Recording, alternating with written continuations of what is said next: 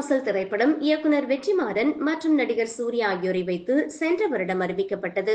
இந்த படம் CS செல்லப்பாவின் 1940 நாவலை அடிப்படையாக கொண்டது.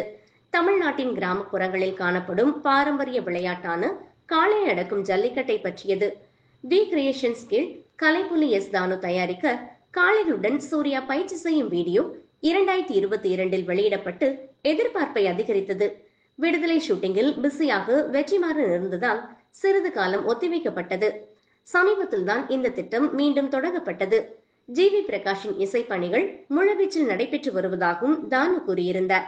இந்த திட்டம் கோடையில் தொடங்கும் என்று வெற்றிமாறன் கூறியிருந்தார்.